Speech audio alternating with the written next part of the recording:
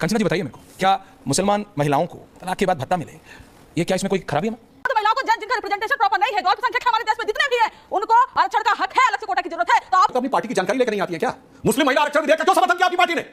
यही होती हकीकत। और मैं दूसरी बात पूछना चाहता हूं, लालू प्रसाद यादव जी के टाइम में क्या पंचायतों में आरक्षण लागू था? कंचना जी, और आपने कहा बौद्ध हो, जैन हो, सिख हो, तो बता के जाइएगा कि आज तक कोई गैर मुस्लिम क्या बना है माइनॉरिटी कमीशन का चेयरमैन? सेल के चेयरमैन डॉक्टर जेके जैन रह चुके हैं। चुनौती से पूछता हूं, जैन बता के जाइएगा। और उत्तर प्रदेश में जानकारी रख लीजिएगा, हमारी सरकार के समय माइनॉरिटी कमीशन के चेयरमैन आशीष मेसी रह चुके हैं, जो क्रिश्चियन थे। चुनौती से कह रही है कि टॉपिक उत्तर प्रदेश देना चाहिए। हम बिहार की क्षेत्रीय दल है, हमें उत्तर प्रदेश की वाली में क्यों बुला रहे हो? अगर मुसलमानों को आपने टिकट दिया, कितने मुसलमानों को आपने मंत्री बनाया, कितने आप मुसलमान हितैषी हैं? यहां पर बैठकर गाल बजाने से कुछ नहीं होगा। ओबीसी महिलाओं के रिजर्वेशन कर चुके हैं। अब मैं दूसरा पूछना चाहता हूं, चलिए महिलाओं के बराबर होने चाहिए, तो बोल के जाइए 4 बीबी का कानून खत्म होना चाहिए कि नहीं? बोलिए, महिलाओं की अस्मिता की बात है, 4 बीबी का कानून खत्म होना चाहिए कि नहीं? बोलिए, बता के जाइए। मैम, डिबेट में कंचना यादव महिला हितैषी बन रही थी, बोल रही थी किसी धर्म की महिला हो उसे उसका हक मिलना चाहिए। उसी पर सुधांशु त्रिवेदी ने बोला तो चलिए मुस्लिम महिलाओं को जो 4 शादी का दंश झेल रही उसका विरोध किया जाए। उसके बाद उनका सिट्टी पिट्टी गुल हो गया। डिबेट बड़ा मजेदार है, मजा आ जाएगा। ऐसे ही इंटरेस्टिंग डिबेट के लिए लाइक और सब्सक्राइब करें।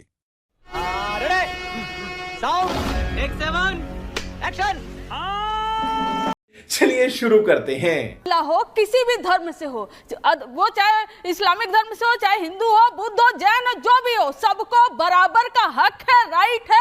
भत्ता मिलना, नौकरी मिलना, गुजारा करना, फ्रीडम होना, सब कुछ का राइट है, सब कुछ का राइट है। और इसी राइट के तहत सुधांशु जी आपसे मैं पूछना चाहती हूँ, जैसे आप अनुराग जी से हाँ या ना में जवाब पूछ रहे थे, इसका जवाब कि जब महिला आरक्षण बिल अभी पारित हो रहा था और हमने आपसे कहा कि ओबीसी महिलाओं को अलग से कोटा दीजिए, क्योंकि ओबीसी महिलाओं को अलग से कोटा की जरूरत है, एससी महिलाओं को अलग से कोटा की जरूरत है, एसटी महिलाओं को अलग से कोटा की जरूरत है, और मुस्लिम महिलाओं को और बौद्ध महिलाओं को, जैन जिनका रिप्रेजेंटेशन प्रॉपर नहीं है, जो अल्पसंख्यक है हमारे देश में जितने भी हैं, उनको आरक्षण का हक है, अलग से कोटा की जरूरत है। तो आप लोग ने एकदम से मुंह पर चुप्पी साध ली, एक भी शब्द नहीं बोला उस पर। और क्या 29 तक लागू होगा, 30 तक लागू होगा, 47 तक लागू होगा, नहीं मालूम उसको, लेकिन आपने क्यों प्रोविजन नहीं दिया? अगर आप लोग महिलाओं की इतनी हितैषी हो तो बताओ, ओबीसी की महिलाओं को कोटा देने में क्या समस्या है आपको, और आप देंगे या नहीं? हाँ या ना में जवाब आपसे कोटा में होना चाहिए या नहीं होना चाहिए? हाँ या ना में जवाब दीजिए आप। ओके,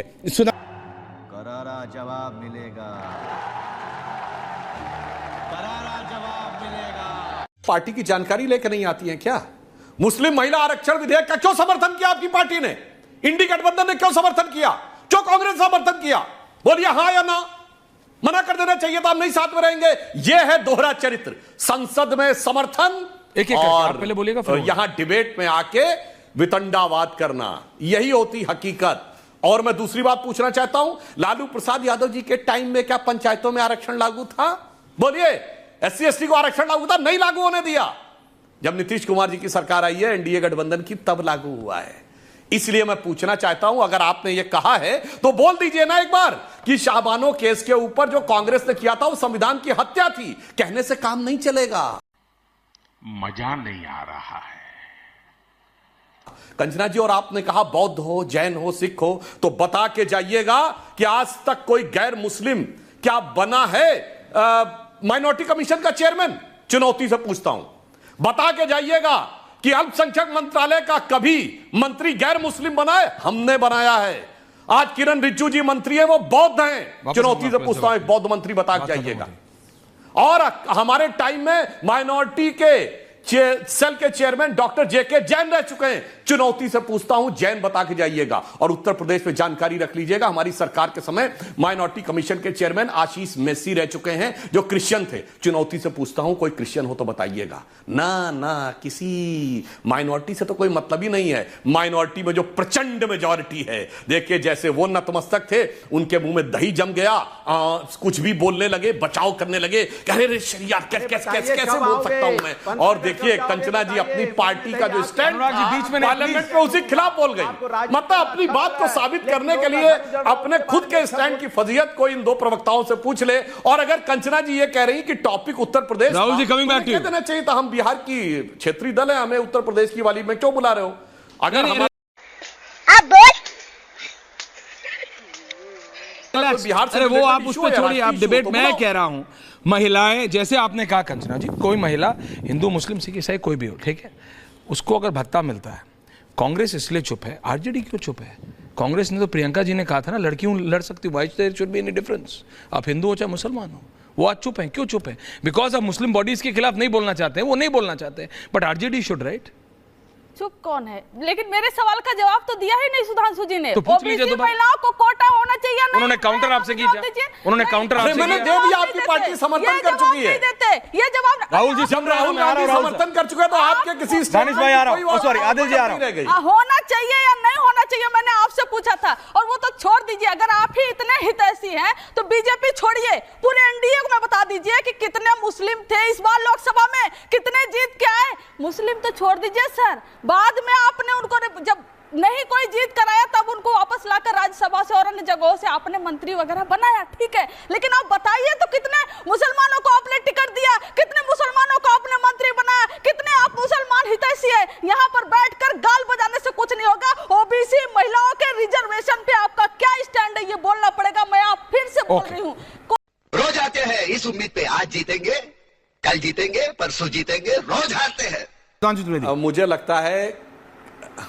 मुझे लगता है कंचना जी को संयम से बोलना चाहिए। गाल बजाना जैसा शब्द, जब इनका गठबंधन उसका समर्थन कर चुका तो जो आप कर रही हैं वो गाल बजाना है। विनम्रता से कह रहा हूं, आप संसद में उसी प्रारूप के विधेयक का समर्थन आपके सारे दलों ने किया, सपा ने भी किया, कांग्रेस ने भी किया, और अब आज आप आके अनुराग जी वेट, आ रहा हूं। गाल बजाना, क्योंकि फ्लोर ऑफ द हाउस पे, कॉन्स्टिट्यूशनल अपरेटस पे आप समर्थन कर चुके हैं। अब मैं दूसरा पूछना चाहता हूं, चलिए महिलाओं के हक बराबर होने चाहिए तो बोल के जाइएगा, 4 बीबी का कानून खत्म होना चाहिए कि नहीं? बोलिए, महिलाओं की अस्मिता की बात है, 4 बीबी का कानून खत्म होना चाहिए कि नहीं? बोलिए, बता के जाइए। ये बड़ी अच्छी बात कही आप मैम। मैंने देखिए फिर नहीं बोलेंगे, फिर भागेंगे दो। नहीं, आपने मेरे सवाल का जवाब दे दिया क्या?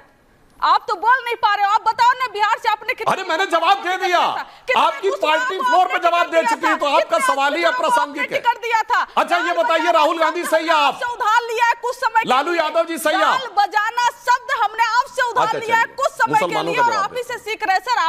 आपके लिए आपके भाषा में जवाब देना सीख रहे हैं। आप ओबीसी पर एक शब्द नहीं बोल रहे हो। मैं कह रही हूँ जो भी है, लेकिन महिला की जहां बात आती है, एज ए विमेन मैं हमेशा इक्वलिटी का सपोर्ट करती हूँ। किसी भी जाति से हो, किसी भी धर्म से हो, चाहे हिंदू से हो, चाहे मुसलमान से हो, चाहे सिख से हो, ईसाई से हो, किसी भी धर्म से हो, उस चल झूठा। पहली बात, मेरी बात का कोई जवाब नहीं आया आदिल जी कि गैर मुस्लिम माइनॉरिटी के लिए क्या किया है। सिख, जैन, बौद्ध, उस सब पे दही जम गया। मुसलमान पे जवाब देता हूं।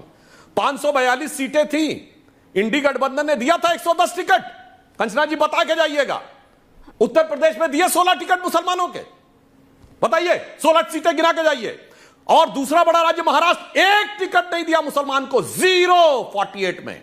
बताइए 110 टिकट गिना के जाइएगा, तब बोलिए। ये होता है महोदया, ये होता है गाल बजाना, करना कुछ नहीं। और ओबीसी के बारे में बता देना चाहता हूं, केवल हमारे उत्तर भारत में, उत्तर प्रदेश, बिहार, मध्य प्रदेश, जितने सीएम और डिप्टी सीएम हुए और पीएम को मिला लीजिए तो 11 लोग, उसमें सिर्फ 2 लोग एक जाति के हैं, 2 चीफ मिनिस्टर, बाबूलाल गौड़ और मोहन यादव हैं, और कल्याण सिंह जी, उमा भारती जी लोध हैं। 11 में 9 अलग अलग ओबीसी जातियों के हैं। आप एक बता के जाइए। हमने तो 2 यादव चीफ मिनिस्टर बनाए, आपका परिवार के बाहर का 1 यादव चीफ मिनिस्टर बताइए, यह बता के जाएं। ओबीसी के नाम पे आप 2 ओबीसी जातियां नहीं गिना सकते जिनको कभी सीएम, डिप्टी सीएम या राष्ट्रीय अध्यक्ष बनाया हो। जातिवाद का चूरन है, परिवार को सब कुछ अर्पण है। देखिए इनकी पार्टी में गए तो है ना 5 लोग, यादवों के नाम पे कौन गए हैं? भैया जी, भाभी जी और भाभी जी के 3 देवर जी, ये 5 लोग मिलके गए हैं और कह रहे हैं कि हम ओबीसी की बात करते हैं। कंचना जी विनम्रता से बता दीजिए कि जब पार्टी को देने की बात आई लालू यादव जी को, तो घूम के क्या नजर आया? पहले मेरा साला, तब वो चलाते थे, फिर मेरी पत्नी, फिर मेरा बेटा, फिर दूसरा बेटा, फिर बेटी, फिर दूसरी बेटी। ओके, योग्य व्यक्ति नजर ही नहीं आया। जब बैक ऑन टॉपिक।